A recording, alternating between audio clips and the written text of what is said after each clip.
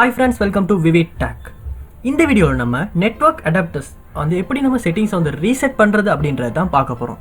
So first ஏன் நம்ம இதை ரீசெட் பண்ண போகிறோம் அப்படின்னா, உங்கள் வைஃபை அடாப்டர்ஸில் இல்லாட்டி நெட்வொர்க் அடாப்டர்ஸில் ஏதாவது ப்ராப்ளம் இருக்குமா இருந்துச்சுன்னா, அதாவது சம்டைம்ஸ் இன்டர்நெட் ஸ்லோவாக ஒர்க் ஆகிறது, சம்டைம்ஸ் இன்டர்நெட் ஒர்க் ஆகாமல், சம்டைம்ஸ் வைஃபை ஷோ ஆகாமல் இருக்குது. ஸோ இந்த மாதிரியான ஒரு ப்ராப்ளம் நீங்கள் உங்கள் கம்ப்யூட்டரில் ஃபேஸ் பண்ணிகிட்டு இருப்பீங்களா இருந்தால், இந்த ரீசெட் அப்படின்ற ஆப்ஷனை யூஸ் பண்ணுறதன் மூலமாக நம்ம வைஃபை அடாப்டர்ஸை ரீசெட் பண்ணிக்கொள்ள முடியும். அதோட டிஃபால்ட் செட்டிங்ஸை ஒர்க் பண்ண வைக்க முடியும். ஸோ கண்டிப்பாக இந்த மெத்தட்டை நீங்கள் ட்ரை பண்ணி பாருங்கள். வீடியோவுக்கு போகிறதுக்கு முன்னாடி இதுதான் நம்ம சேனலுக்கு நீங்கள் ஃபஸ்ட் டைம் வைப்பீங்களா இருந்தால், நான் தான் விக்னேஷ்.